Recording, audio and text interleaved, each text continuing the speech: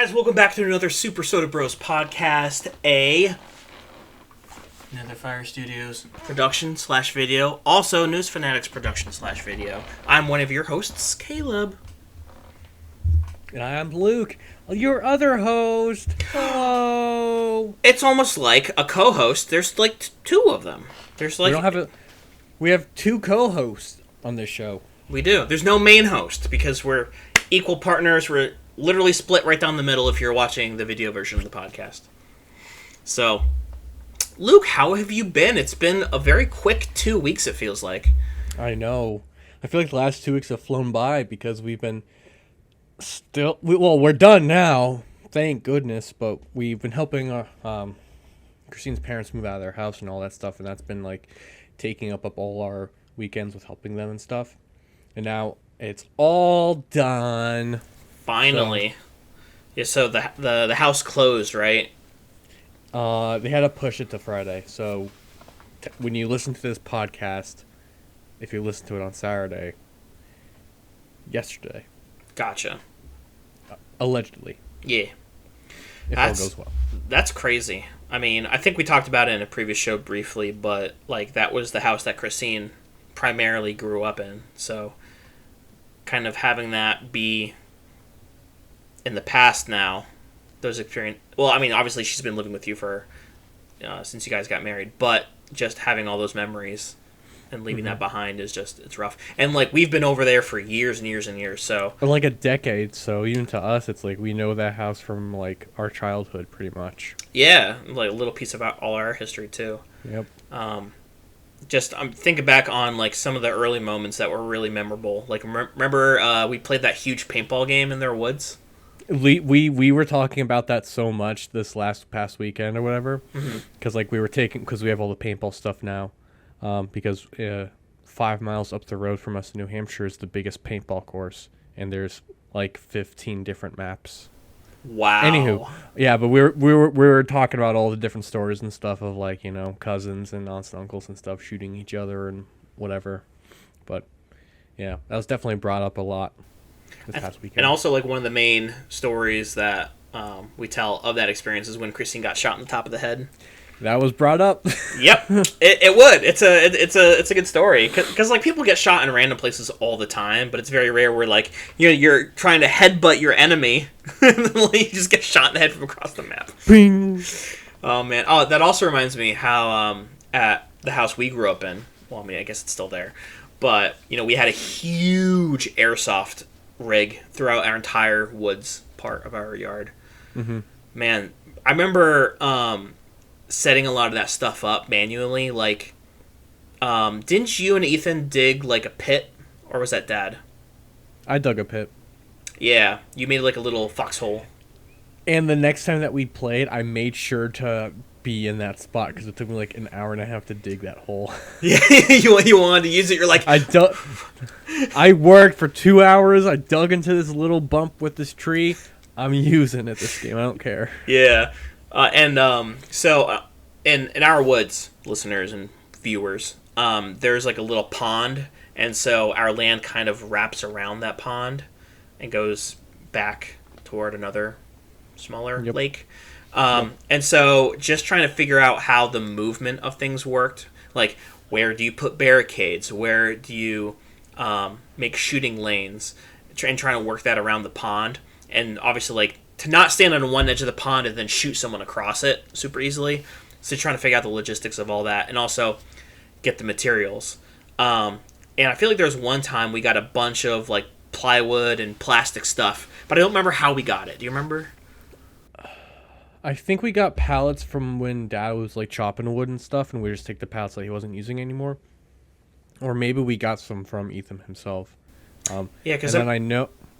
I was gonna say because like I remember there was like one really big project where we set up a whole bunch of new barricades, and it was like what you're talking about with the pallets, but also there was like long plastic dividers and whatever. No, there was when Dad was milling the pine trees in the woods, he would like have to cut off all the bark in one long strip, and we would take those pieces and then just stack them. Yeah, that's what it was. And then we had We had a bunch of hay bales as well, like really old hay bales, and we used those as cover, and they lasted quite a while. And they all grew mushrooms on top because it was decaying and stuff. But Yeah, it was like 90% black with like little yellow things coming out the end. That's how decayed it was. yeah, But they worked. yeah. Mike and I went back there actually this past weekend. I saw videos because you were fooling around with the hunting cameras that our friend Mr. Kevin uses. And I thought they just took pictures. So I'm like, hey, Mike, I think these might be motion detection for pictures. He's like, they might be video. I'm like, if they're video, that's even better. So I like wrap my hands around the tree and go on the camera. I'm like, ooh, and stuff. well, I mean, maybe like 10 years ago they were just pictures because of the technology, but now it's like full HD, and you're like. What's funny is that Mr. Kevin sent them to Mom, and I forgot the caption that he left was something funny, but it's like, looks like the boys found the cameras, and it's me going, ooh. Yeah. Oh man, so funny. What a trip. That was funny. Yeah. Yeah, but it's been a while since I played airsoft at least. There's a couple places here in Pittsburgh, but the issue is like they're indoors, and you have to have like a party, like you have to have like a 20-person party. Like for birthdays and whatnot. It's odd. It's weird. It should be able just to show up. This one specific place wasn't like that, but there's a lot of like huge fields, but they're all like an hour north. Well, I mean that's what it's here. I mean the closest field is 50 minutes for airsoft. Yeah. But paintball. There's only 2 paintball places that I know of. One of them's down in like York, Maine, I think, and it's decent. But we have OSG pretty much in our backyard, so yeah, we'll definitely be playing paintball this year for sure. And then there's airsoft, probably 45 minutes. Oh, for my bachelor party, we stopped at that Starbucks in Epping. Yeah, it's like 5 minutes away from there.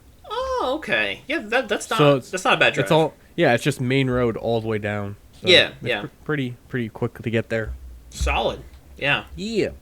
But like, if I'm being honest, I kind of miss Connecticut's airsoft. Like with Ground Zero and Tactical Airsoft. Yeah. Even Ground Zero. Ground Zero was like an hour or 20 minutes away. Yeah, it was in Wolcott.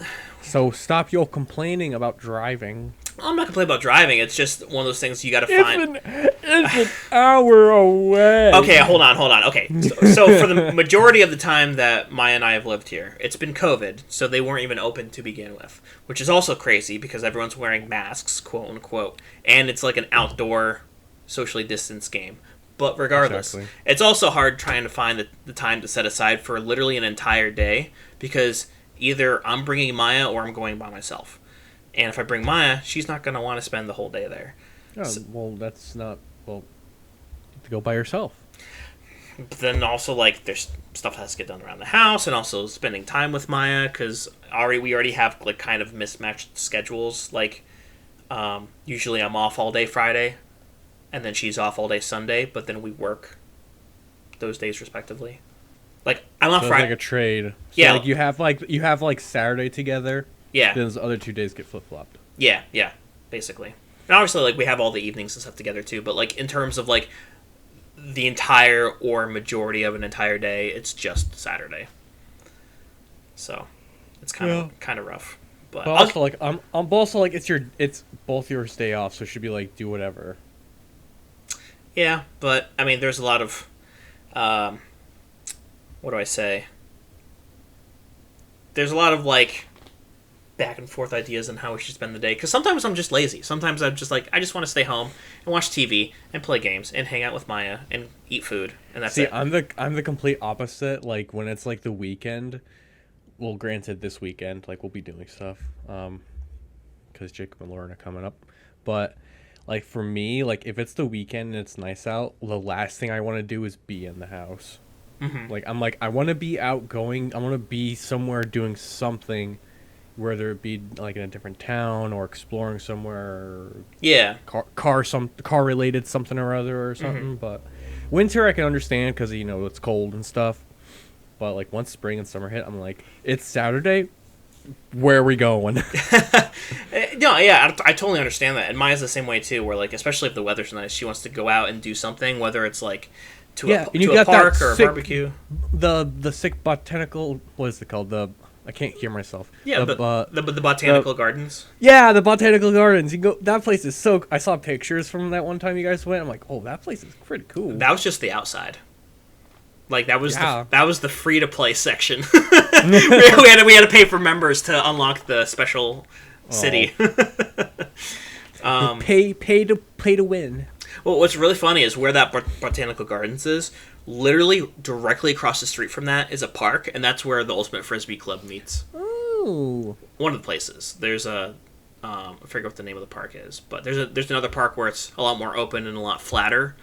So majority of the time they all meet there, but that's right across from the gardens is where the Frisbee. Are there meet. any? I know Pittsburgh's pretty big, but is there like a designated Chinatown or something like that? Good question. I don't believe so. If you can if there is a Chinatown where it's like a whole street of all like Asian stores and restaurants and stuff, that's the place to be because the Mikey Chen / Strictly Dumpling. When he goes to a Chinatown, every restaurant is really good. So like if it's like a Chinatown or like a Little Italy or something like that, because we don't have any big cities around here. Yeah. Like large mass and all that stuff. We don't have anything in New Hampshire, but that's one thing I'm kind of jealous of in like a lot of other cities like Boston, New York, probably Philly, and probably Pittsburgh and all that jazz. But finding like that massive cultural section of the city and kind of like hanging out there and seeing what that's all about. Yeah, I mean, what I know for sure is actually north of Pittsburgh. There's a road where it has like an Asian grocery store on it. There's like a sushi place.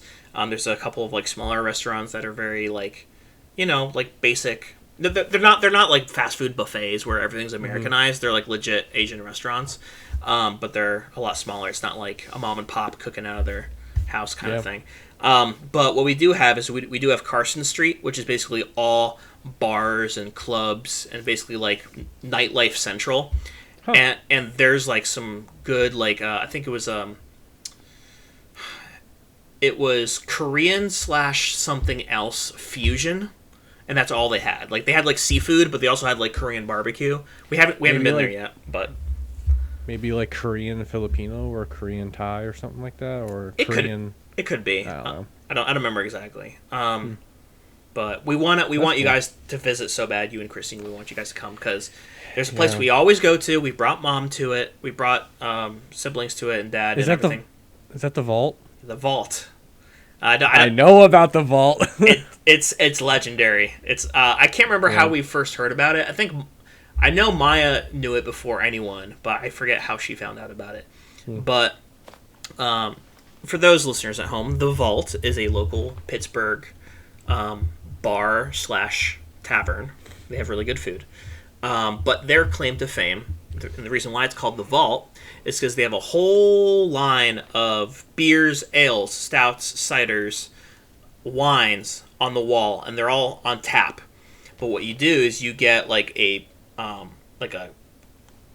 credit card kind of that's like to your bill, and then you go voucher? Up the voucher. Yeah, it's like a little plastic card, and you go up to one of the taps.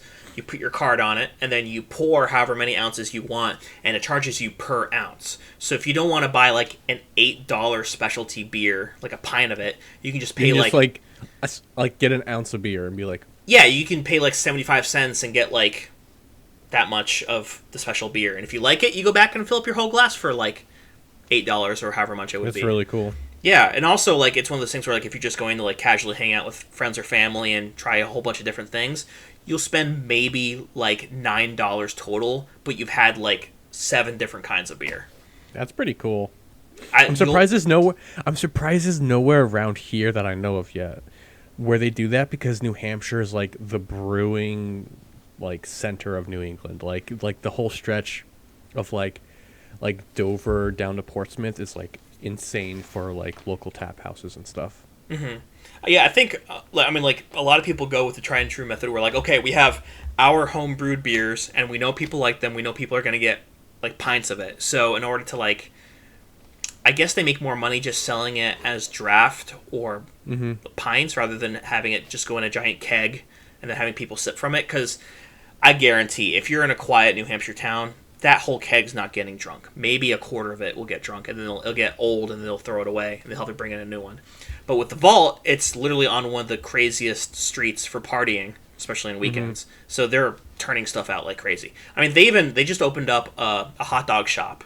It's kind of in the back, and it's kind of like its own like little space.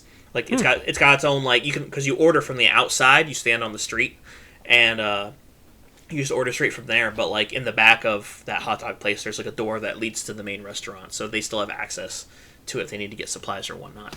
But the Vault is amazing. That's really cool. I can't speak highly enough about it.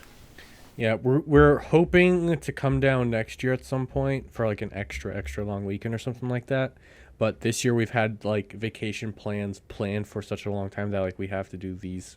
And like we literally just like we have enough PTO, we spent it all immediately because like we were thinking of going to the ranch this year. But for us it's a 4.5 hour drive and not a 3 hour drive because there's no main highway to get there. Yeah, because you're cutting right across like New Hampshire and Vermont sideways to New York. Yeah, so to do the ranch realistically, we would have to go there for like the entire trip and not just like a day kind of thing. So and that'd be tough because like you need enough PTO for all that too. And also it doesn't help that Grandma and Grandpa always want to go exactly Monday through Friday, like no weekend at all. So that kind of doesn't help. Yeah, which is so weird to me. I mean, maybe they get better. We have to avoid the crowd. Yeah, that's ridiculous. Also, whatever. Like I get maybe it also might be cheaper. Maybe a little bit. But it's always empty. Like when we always went, it was empty. It was like maybe like 7 groups of people. It was literally like a family. Yeah, it was like the Clericos and then like a couple other married couples, and that was basically it. It was so quiet. Like part of it's like, okay, who do we hang out with? Oh, you guys again? My family? Hi, Caleb. Hey, Luke. Want to do something? Want to go in the arcade again? Let's go find the cats. Yeah, exactly. But the ranch was also where we first found the Simpsons arcade game, which we did find and play at that tap room. The Tokens tap room. The Tokens tap room. Yep. Legendary idea. You come in, you can play games behind the bar, like Nintendo free 64. Games, like classics behind the bar for free. Yeah, or you pay for quarters and tokens, and there's classic arcade machines all around the place. And I know we talked about it already, but The Simpsons was at the ranch. That's where we cut our teeth. And then Simpsons was at the Tokens tap room. Like, yes. Give me your monies. Spend all the money on the Simpsons game. Worth it though, honestly. Yeah. Oh, what a blast. Yeah, but no, the ranch was fun. Is fun, obviously. If our family members listen. Have you seen? If you go to the Ride and High Ranch website, you can actually see pictures of the building because it's how it's brand new. Mm-hmm. You can see pictures of the place, and it looks completely different inside. Oh, I bet, because like every single room is different, which is kind of sad because it's like not like the OG ranch that I remember anymore. Yeah, because we've been going to the ranch as a family since like 2003 every single year, and obviously just recently now that we're both married, and I mean I barely went one year just because I was in college. Like I didn't have the luxury of going up for the full time, but yeah. So a little bit of backstory: the main lodge on the ranch burned down, and so they completely. I think the last time I went, at least, they were like barely building it. I think the last time I went, it was 2 years before it burnt down because I think I went. My last year was 2017, I believe. I think the year after was the last one I went to because I think it burnt down in 2018. Yeah, and then they were building it, and everything was hosted in, like, the rec center. Which would suck. Like, imagine paying full price and, like, oh, you want to eat in the gymnasium? Honestly, that's what it was. Poggers, champ. Wow. It was pretty good, though. They kind of had a good setup. Yeah. For what it was. I mean, they were, trying to do their best. And then, the next year, or 2 years after, or whatever, is when COVID happened. And then... Seems like they're doing okay. Yep. Next year, I definitely want to go to the ranch and then visit you guys because I want to go to Pittsburgh before you guys probably eventually, hopefully soon, move out. Yeah, we're aiming for probably 2 more years. We were trying to get all of our situations dealt with in 1 year, but I think realistically, doing that and then also trying to save up enough money for a down payment on a house in this economy as it stands right now is going to take a long time. So realistically, 2 more years. Then we're probably coming back. Especially for you guys, like I think that if you guys move back here, like ideally it would be like just packing all your stuff in a U-Haul, kind of like what you did for Pittsburgh. Just pack all your stuff in a U-Haul, and I don't know, somehow drive both cars in a U-Haul. I don't know how that's down the road thing. But then come back, and then come up here to New Hampshire area, stay with us for a little bit as the process goes for like a house and stuff. Stay here as like a home base for a little bit, and then from there do your thing or whatever. Yeah, and you guys also have like a lot of room in your basement, so we can just like throw everything down there. And we honestly don't have too much. Like I think it was either a 16 or an 18 footer U-Haul, and I filled up maybe a third of it. Mm-hmm. And obviously we've bought some stuff and gotten new furniture and whatnot since living here, but that's beside the point. We don't have a ton. Majority because it's like we have a limited storage space, so that's why you kind of see, if you're watching the video, there's some of the stuff in the background. A lot of the stuff we are getting rid of, but it just has to live in here for now because there's literally nowhere else to put it. The best thing to do is just to bring it to like a Salvation Army or something like that and just be like, here's stuff. Yeah, and that's what we're going to end up doing. Like I know there's some high value items that I already took pictures of, but I have to actually sit down and do research of how much they go for online and then posting them and everything like that. Yeah, because like some stuff you can sell and some stuff it's like this isn't really a selling item, so yeah, there's like blanket. Yeah, there's like blankets and like a pillow or something that can just get scrapped. But actually, so we had a lot more stuff than this. But Maya has some Brazilian friends that live in the town over from us, and they kind of needed like basic house stuff, so we gave them a bunch of those like quote unquote crappy items and whatnot. Nice. Like decorations and whatnot. Yeah, stuff you don't really need. Yeah. Cool. Yep. Well, we got to do the sponsor for this week. Give a shout out to my favorite indie development company. They don't have too much of a budget to work on games. They don't necessarily have the manpower to get the projects done that they want in a timely fashion. And it just seems like with the small number of players that this game company has, I think they might make some decisions to increase their popularity. And I'm, of course, talking about 343 Studios, the makers of Halo. Wait, we're sponsored by 343 now?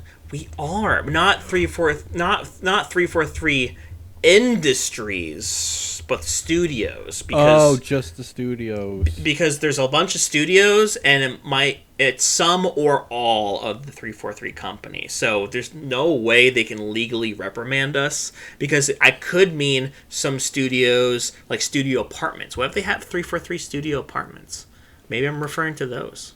Oh, man. Imagine a 343 Studios Apartments theme. Wow, that would be so cool. The interior of it is like the inside of the Master Chief helmet.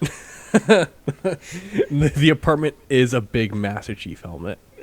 Yeah. you walk through the Cortana slot. Like the Cortana slot is the door. Welcome home, Chief. Oh, thank you. Yeah, we're sponsored by 343 Studios.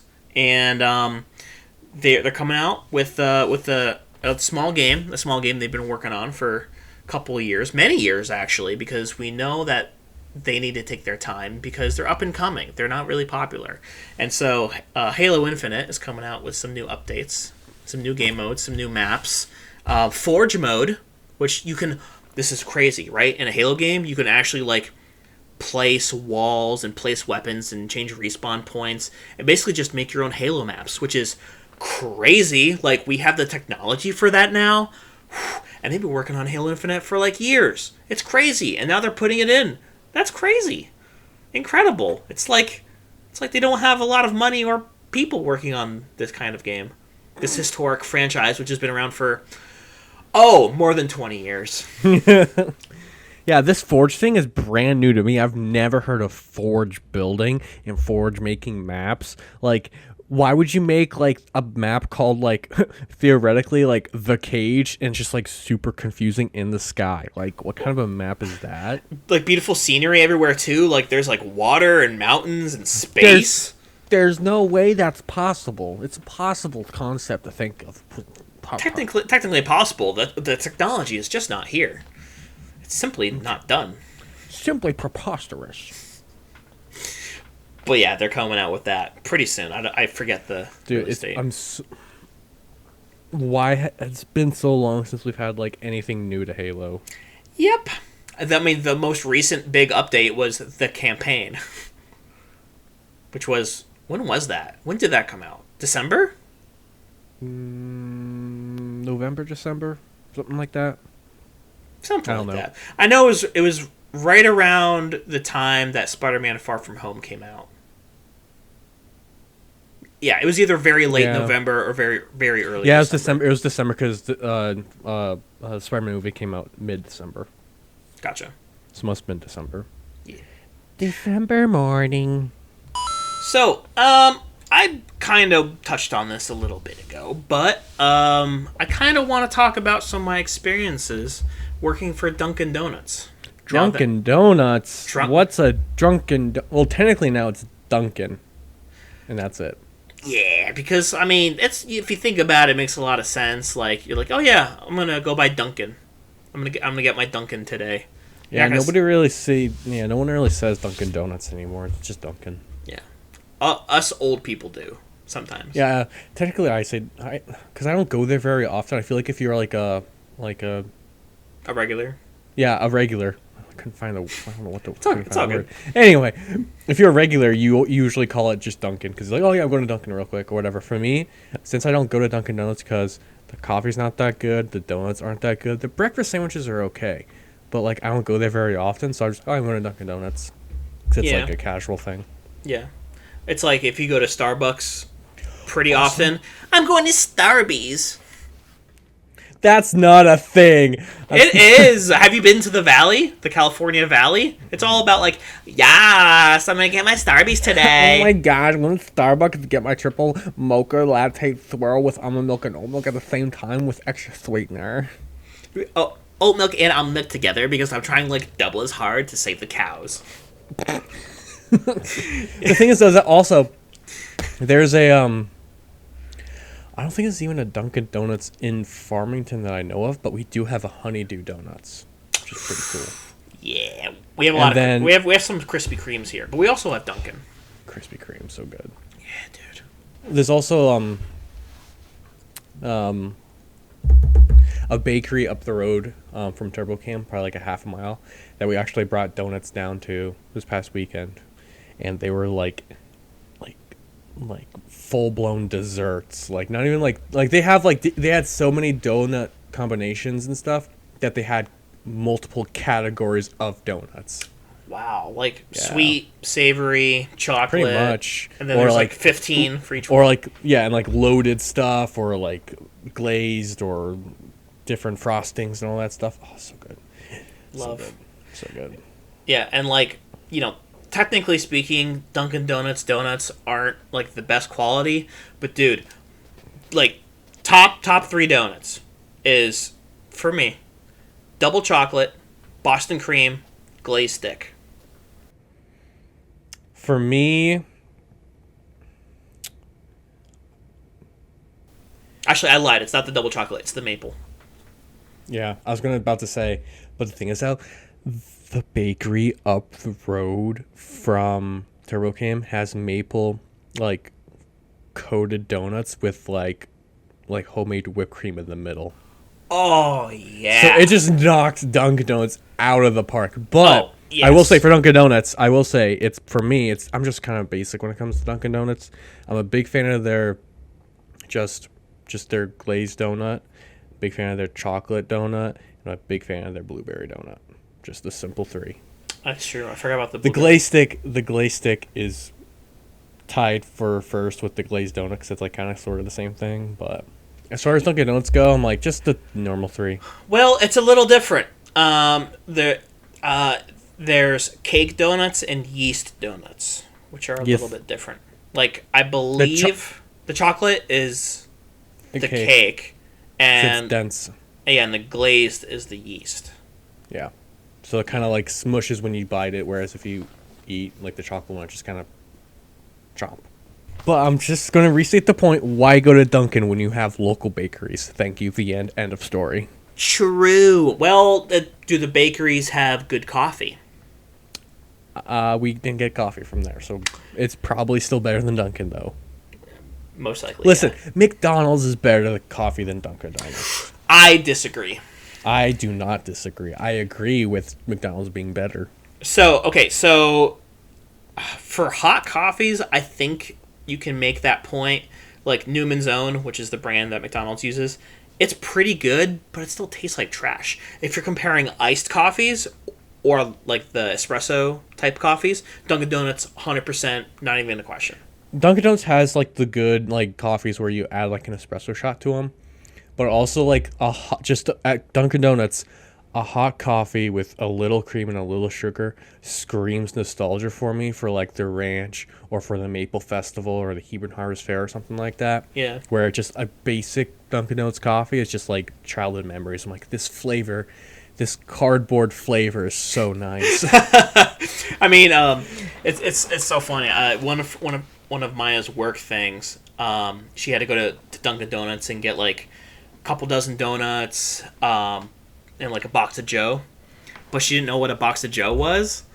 And I know that's a very like New England thing, especially culturally. It's literally just like a cardboard box that has like a lining on the inside, like a bag, and then you just pour hot coffee into it. So it stays like insulated in this cardboard box, but it's also got like a little handle, and you can just pour it in like little small cups for like a party or something like that. But she didn't know what it was, and she didn't know how to order it. She's like, my boss wanted me to go order a box of Joe. What is that? How do I tell them how to make it? And I'm like, you just go like it's a box of coffee. It's like boxed milk or bagged milk in Canada. Just say it and they know it. The place I worked at in Connecticut, we didn't sell too many boxes of Joe. Like maybe once in a while, like maybe one time a month. Definitely not often. That's it? Anyway. Yeah, I mean, it's also so. Well, we can't say that stuff. New Hampshire. And there's no New Hampshire. Unless we make it town. New Hampshire. All right. Zip. And I'm like hesitant to say like where exactly the Dunkins were, but let's just say that the people that came in were not looking for boxes of Joe. But there was this one guy. I felt so bad for him. He was homeless, and he lived in the woods, kind of next to where this Dunkin' was located, like maybe like half a mile away. And he would always come in to Dunkin' and order a large coffee, and then he would sit down with like not like a backpack, but like just like a satchel. He had a satchel of stuff with him,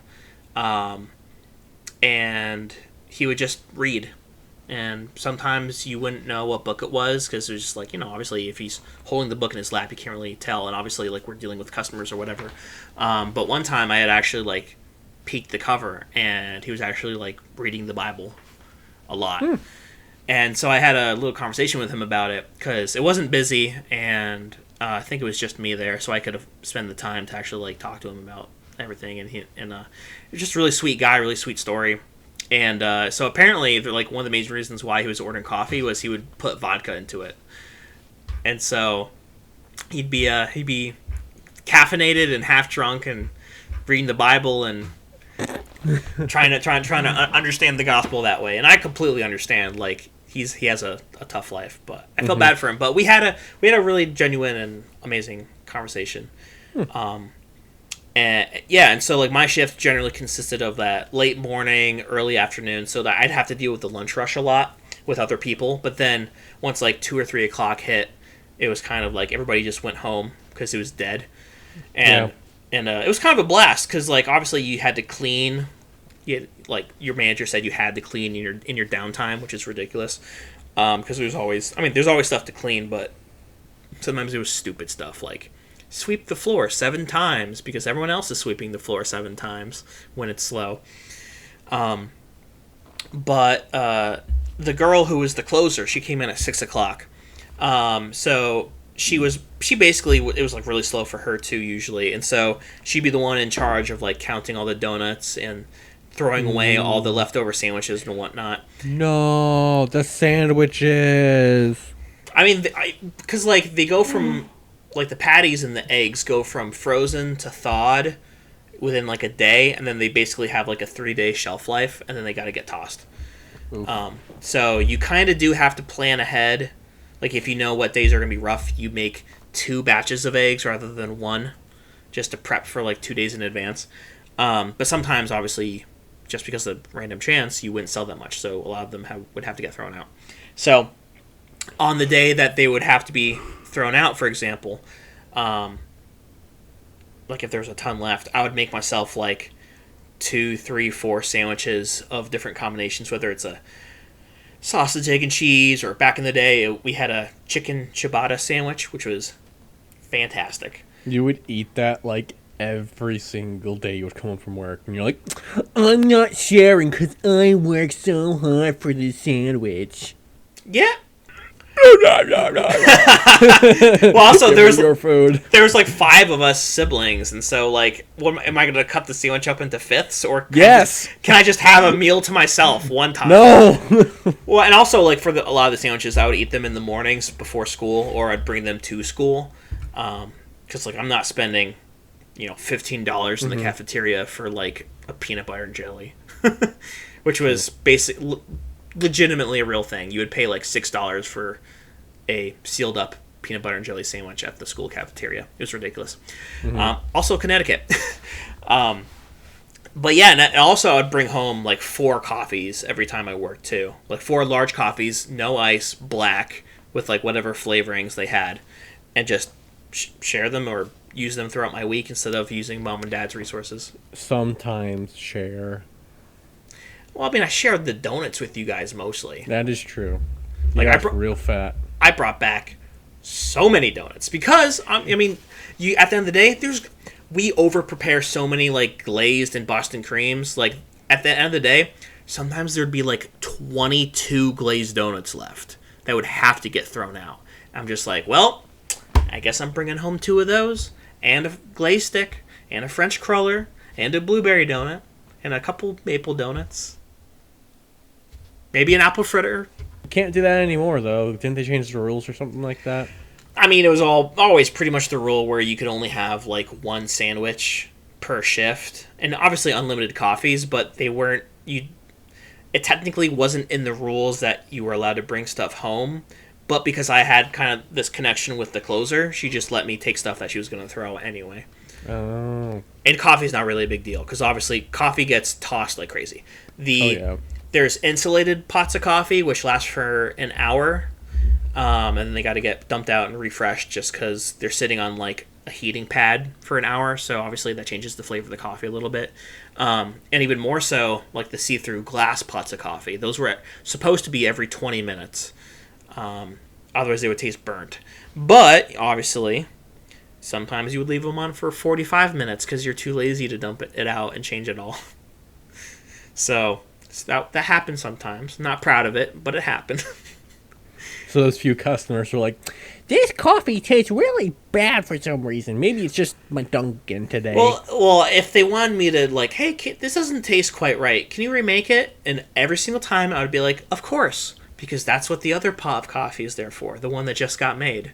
Because it's always a backup, Because what if like a bunch of people come in and everybody orders coffees, and suddenly you're out of coffee. You have to pause your entire rush to wait for the fresh pot of coffee to brew. In the middle of that, people are ordering food, they're ordering culottes, they're getting donuts, whatever. So you got to pause on a specific order so the hot coffee can get done. So it's crazy. And a little bit after I started working there, that's when this is how tells you how long ago I worked there. They just started introducing cold brew. Like, cold brew was just becoming a thing. So you were there when the cold brew started? Yes. And I was well into Dunkin' Donuts at that time. The pioneer! Caleb, you're a pioneer! I ushered it in. Well, we... a pioneer! The grace! Bow down before my glory. Put the crown upon my head and call me the king of donuts. Call me the king of cold brew coffee. That's kind of, I forgot about how you were like there when it started. Now it's huge. Yeah, and that's when we phased out. I was also there when we phased out the coffee culotta, and we brought in the frozen coffee, which is the same but different. New name. Well, no, it was actually made differently too. This is a secret. Was there cream in it? Yeah, there is. There's a little secret that Dunkin' doesn't want you to know, where the original coffee culattas were coffee concentrate syrup, just pure molasses-looking, disgusting syrup, and they mixed it with culotta mix, which is a very special blend of ice and chemicals and sweetener, and that's like blue raspberry, French vanilla, like all of those kinds of syrups are mixed with the same culotta base. And so that's what the coffee culotta used to be. But then they phased that out, and we actually got an ice crusher. And so what you would do is you would like basically crush up a whole bunch of ice in a cup, like put the syrup in. If people wanted like flavors, like if they wanted like a frozen caramel coffee, you would put the caramel in with the ice, and then it would all like blend up, and you'd pour it like a milkshake into a cup. And every single time you had to take like this little squeeze bottle. If it was a dark flavoring like mocha or something like that, or peppermint, you had like a mocha drizzle. You had to pour around the cup. If it was caramel, you had to put caramel around the cup just for aesthetics, so it looked cool. And then you served it that way. And so it was made a little bit different. It used some cream as well to make it like a little smoother, and actually 100% better. I take frozen coffees over the coffee culattas any day. It just had like a different kind of richness to it. Oh yeah, 100%. And also like with the coffee culotta, I don't think adding other flavors to it made it taste better, but adding flavors to the frozen coffee actually made sense, and it tasted like an iced latte if it was chunky. Yep. So that was fun. Also, like pretty soon after we introduced cold brew, we did nitro cold brew. Remember that? That was a huge fad. And so what we would do is like we would actually like, man, I gotta remember how we did this. You would take like, wouldn't it be like not carbon dioxide? It was I think no, it was a special kind of CO2. You would CO2 the coffee or something like that. No, right? it wasn't. No, not CO2. Actual nitrogen. We had little nitrogen capsules. Oh, like clear. Dunk. Here's your coffee. I mean, basically, like we had to put like the coffee and stuff into like a special like metal cup, and then we sprayed the nitrogen into the cup, and then we took it off and like removed everything, and then boom, there would be like a really cold brew, man. But I forget the exact procedure for that. Also, I don't know. I doubt if you've had one of these, but we actually had Mountain. No, we had. Dew? No, it wasn't Mountain Dew. No, it was Monster. We had special Monster drinks. I never had one. Oh man, it was like mango, peach, and like strawberry blast or something like that flavors, where we had like little chunks of fruit, and you'd put that in, like you'd put Monster into a cup with ice, you'd put the little fruit pieces in it, and then you'd add the concentrate, like strawberry concentrate or the mango, whatever. And then you stir all that up, and it would be like a carbonated, caffeine, fun summer drink or whatever. It's pretty interesting. Do you want a really fun summer drink that Kristen and I have only done once? What? Is you go to like a Cumbies or a 7-Eleven or something or other that has the icy machines, and you get your icy, fill up your cup with the icy, whatever flavor you want. And you put a nip of vodka or a nip of tequila in, you stir it all around, then you walk home and be like, ooh, this is really nice. What you do is before you leave, you take a shot, and then you walk to the place. So by the time you get to the place, you're already feeling like, woohoo, yeah, man. What's going on? And then you walk back, and you're like, oh, this feels great. And then you enter, and then you come into your house, and you're like, man, this party's just starting. I don't know, because it's a Cumberland Farms, like, down the road from us, but I don't know if they have, like, those machines or not, or if it's just, like, a convenience store where they have, like, drinks and snacks. We still haven't been to it yet, and I want to go to it. But it's, like, on the furthest part of downtown Farmington, so it's, like, a little bit further of a walk.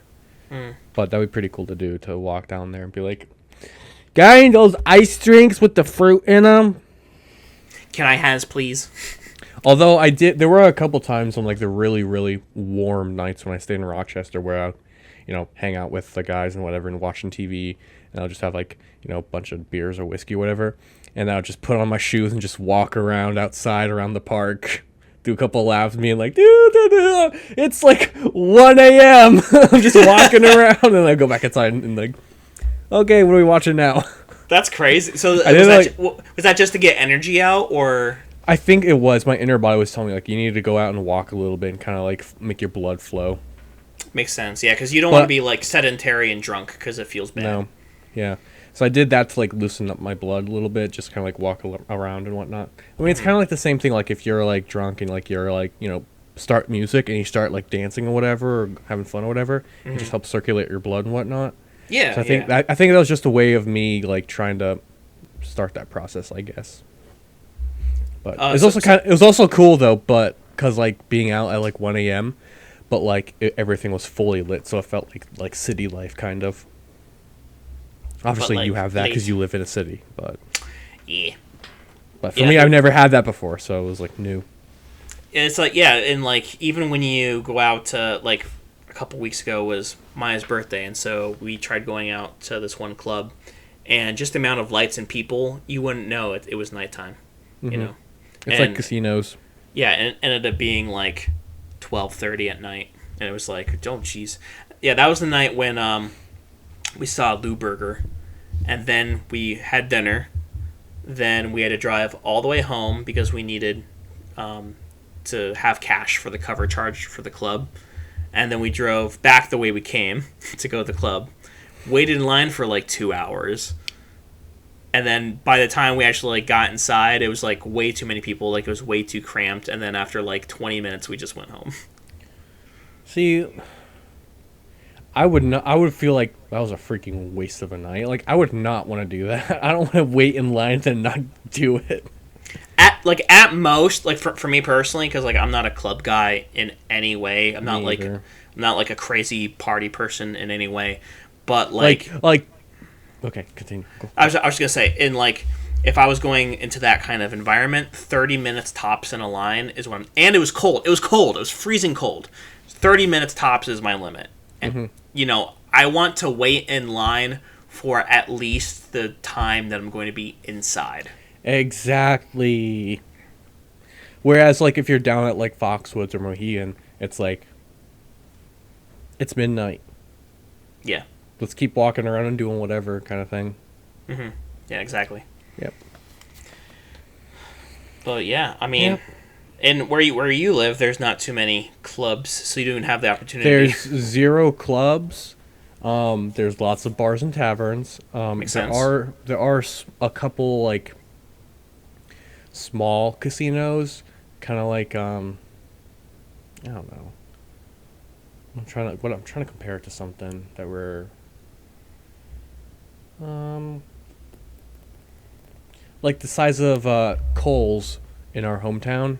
Mm-hmm. Maybe something like a building that size as a casino. Okay. So something really small, just like, a few craps tables, few roulettes, few poker tables, few slots, few little shops maybe, but nothing big at all. That's pretty cool. I mean, and I've never been a big casino guy either. I've never actually seriously gambled in my life. Me either. I've never pulled a slot or thrown a card or a chip. Nothing. Same. But I do enjoy like actual poker, like just casually. Thing is that down in Foxwoods, it's either Foxwoods or Mohegan, so I don't remember, but they have like penny slots, so you can just play for fun, and just be like, let's have drinks and eat food, and oh, there's a penny, oh, no winner, a penny, oh, you just do that for like 2 hours. You win and you get like 25 cents. Yes, 25 more pulls. Oh man, yeah. That'd be a blast. Whenever we come back up to visit you guys, or when you guys come here, we can hit up one of the casinos and be very careful with our money. Maybe bring like $100 and see what we can do with $100. Exactly. It's like you walk in with $100, expect to leave without that $100. And the key is, if you're on a hot spree, end the hot spree. Just like just one like first whatever of the night, first slot machine or first poker hand or whatever, be like, I just won $100. Done. Peace. I'm out. Like either like $100 or $150 extra dollars above what I started. That's when I would call it. But like you'd think, I might get greedy. I might be like, I'll bet a little more. See if I can make a little bit more money. Here's the other key though, is that like if you start with $100 and you win $100, you're like, I can keep going. I'm good. You get back to your $100. And at that point, that's the next point you just walk away and be done. Because it's like, broke even. I'm done. Yeah. And don't bet your extra $100 away, because then that's when you lose money. It's like, if you win money and you go back to zero, stop. Or if you lose all that money and you're almost down to $0 from what you started and brought in the casino, and then you win back to 100, that's the hardest one, I believe, is like, when you get back to that 100, it's like, okay, I'm going to walk out of here even. That's it. Yes. There was a funny casino story where one of my coworkers. So I don't know if she was engaged at the time. She might have. Anyway, her and her fiance. She's gay, by the way. So her and her fiance were both at one of the local casinos, and my coworker is a very rowdy drunk, like very loud and active, shall we say, with just getting in people's faces and arguing and stuff like that. Not like an angry drunk, but just like over the top. And so they were sitting at I think it was like a poker table or something, and my coworker got really excited and didn't realize that her fiance was standing right behind her, and she went, "Yes!" and elbowed her fiance directly into the eye. Oh. And this is a drunk elbow, too. This is like full blown. Yes, it's got power. It was like, burn, and she's like, "Fuck."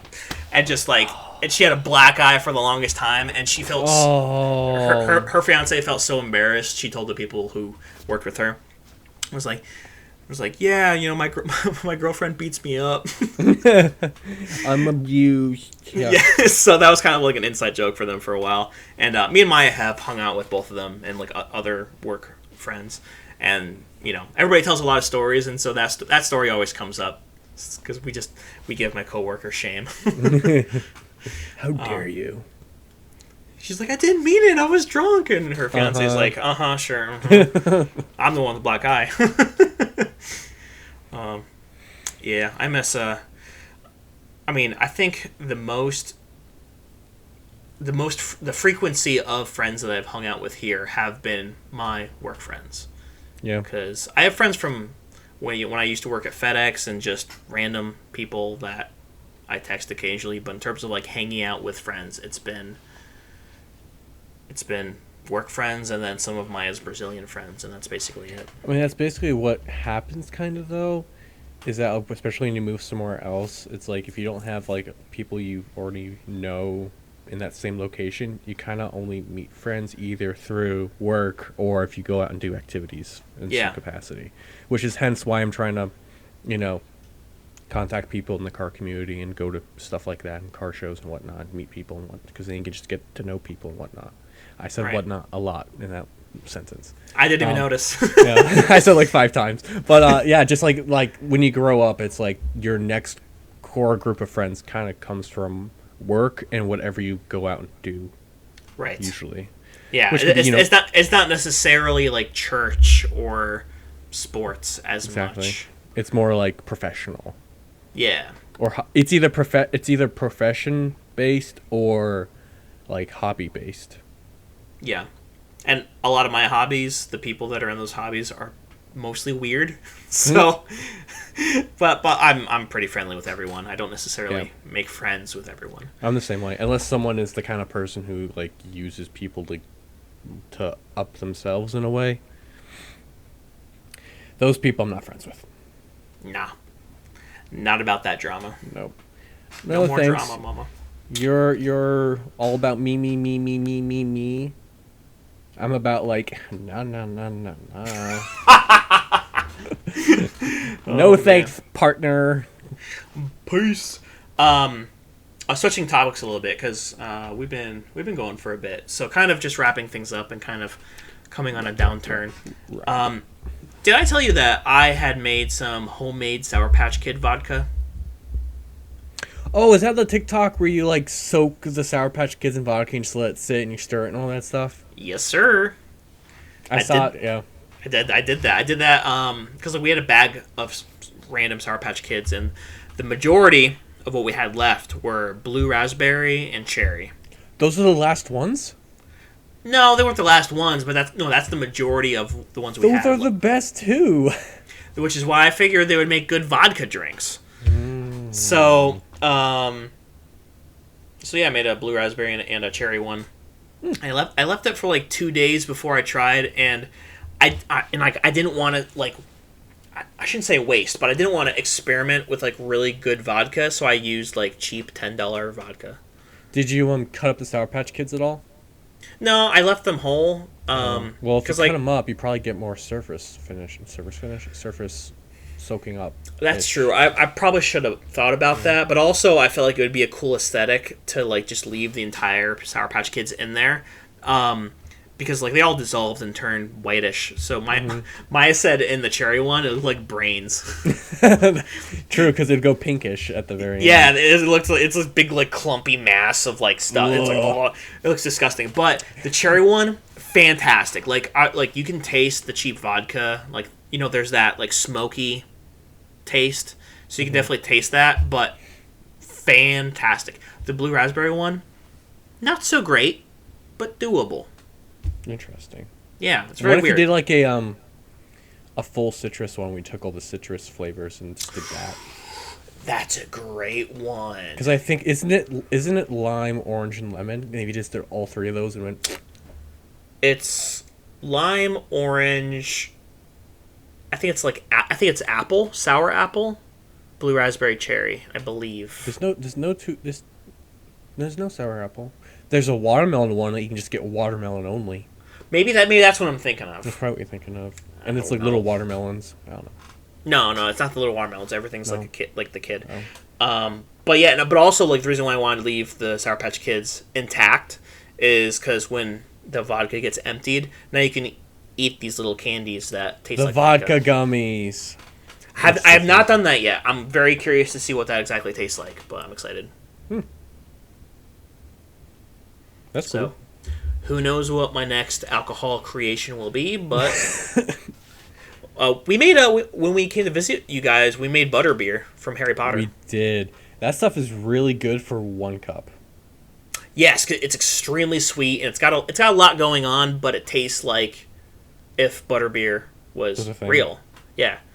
It was and so it's good. Wicked alcoholic too. Yeah, wicked alcoholic, no beer involved. Another thing. But it was really good. Like having like a good, 8 to 12 ounces of it once, really good. When we made that second drink of it, I'm like, I'm so sweet. It's so sweet. No thanks. You're like gaining brain damage from how sweet it is. You're like, butterbeer. It give me brain damage. So much sugar, Harry Potter.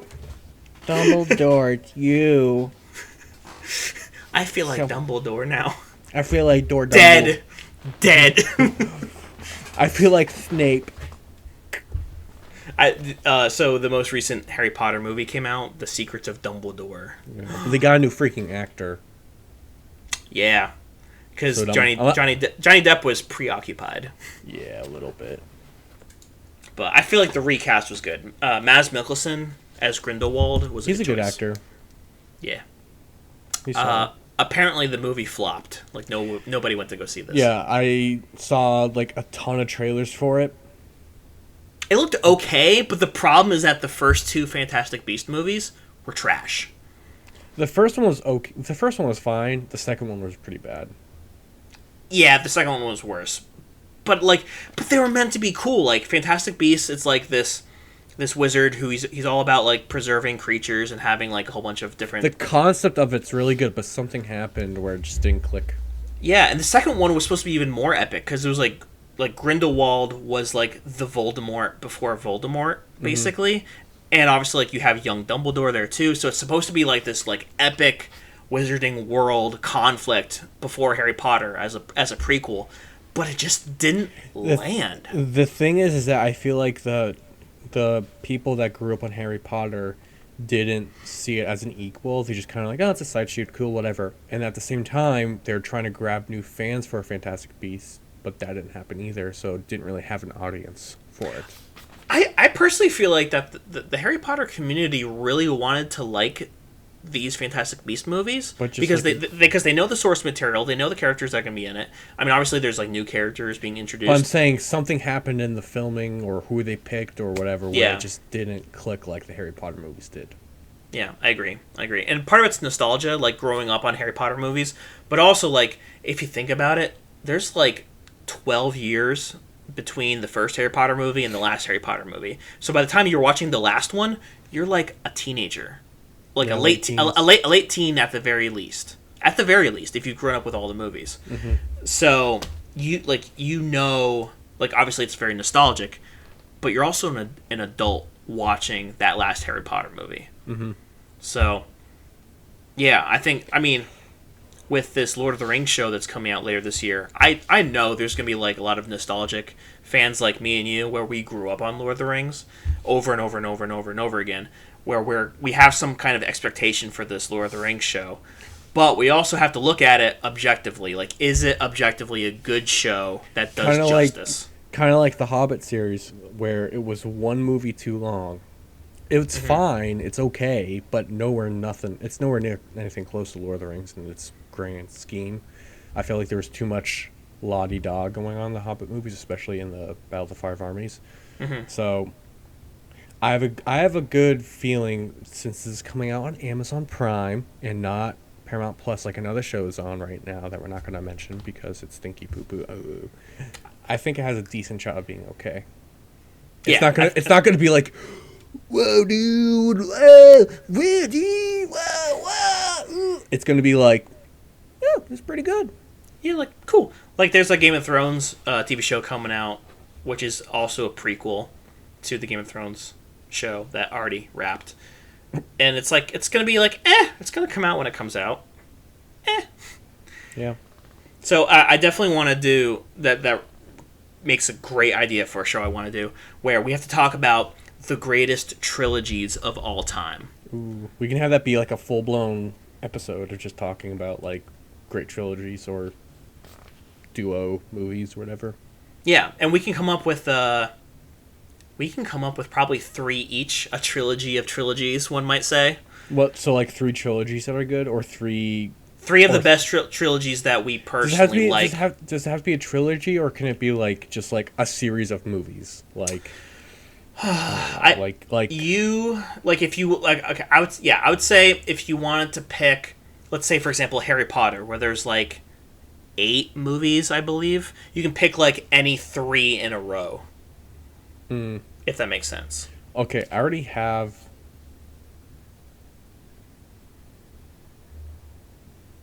a few in mind. I already have a few in mind. I do too. We might have to up the list to like more than just 3 trilogies, so not trilogy cubed. They have to be like trilogy to the 4th. Well, we also shouldn't overlap either. Like my list, Or we come up with like our 3 trilogies that we really like each. We just quickly say what they are, and them overlap.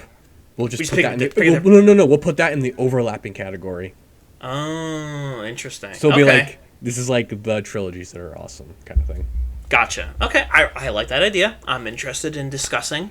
And that'll easily make an hour-long episode. That'll be the next podcast, everyone. The trilogies of trilogies and the overlapping trilogies cubed. Squared cubed. Squared cubed to the 4th. Because a square has a right angle, and a square cut in half makes a triangle, and a triangle is Illuminati. It has 3 points on it, which is also a trilogy. Oh my god! It's like a circle, but with points. Square, oval. Jeff Bezos is coming for us all. He's the one in charge of Lord of the Rings on Amazon Prime. Jeff Bezos is coming for us all. He is God. He is our God now. You work for Jeff Bezos. How's Jeff Bezos? Is Jeff Bezos doing okay? I don't know if you could hear that. No, so I'll probably get it in the recording. I didn't hear you through Discord. Okay. I was just gonna say, because like I found out last minute that I had to work on Easter. Yeah, I saw. So poopy. But I was texting some of my friends at work, and I'm like, "Come on, guys, we're supposed to be celebrating Jesus here," and they're like, "Jeff Bezos is God now." But it's true. He demands sacrifices from us all, young or old. Everyone must sacrifice. Sacrifice. Sacrifice me, Lord Bezos. Bezos, do it to me this time. I want to die. Howdy ho. He'll get the Moon Knight treatment of like let me like search your inner soul. He'll put the staff on your arms and he'll watch the balancing. That's Jeff Bezos. Well, we're wrapping up. It's been a good show. We talked about so many different things. We have ideas for future shows. That is true. I'm pretty pumped. There's going to be so by the time this episode comes out, my last Red Dead Redemption video had come out as well. I believe it came out last Wednesday. But it's not the last Red Dead Redemption video. It's the last one for the main story. So if you watch that, I think it's called, I named it The Great Pasture. Great episode. Great Pasture sounds like a Left 4 Dead 2 level. It really does. The Great Pasture. Or like a Halo level. Or no, a Halo ship. Yeah, a Covenant code name or something. Yeah, like a cruiser. It'd be like the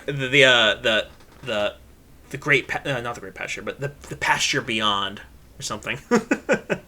But yeah, no, there's gonna be more Red Dead Redemption videos coming out, but that one is the last one in the main story. Lit. Check it out on YouTube. I've watched a good amount of them.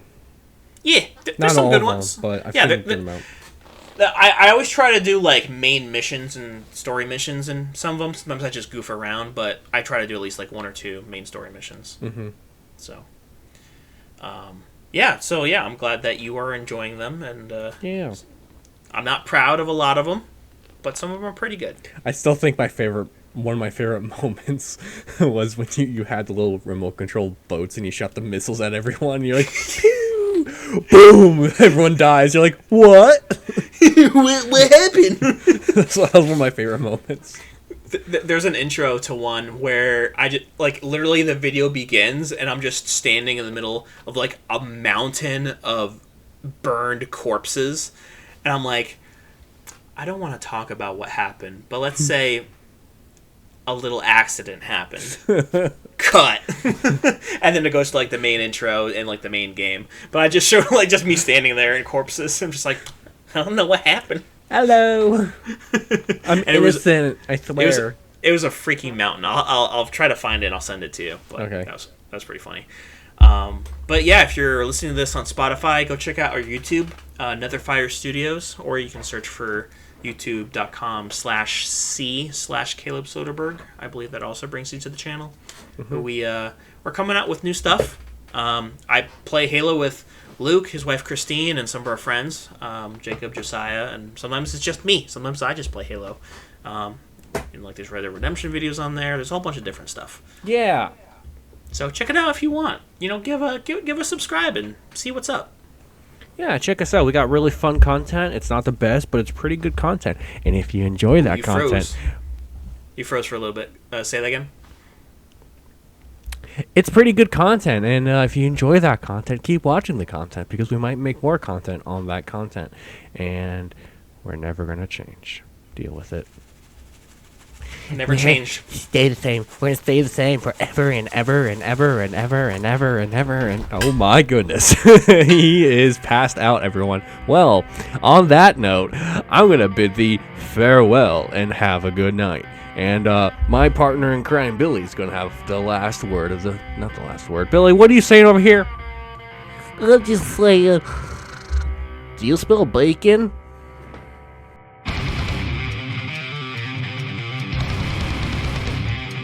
No, it's like a little smile, like it's a little like necklace, but it's like the smile, the Amazon smile. He just like presses it into your forehead, and you're just like, oh no.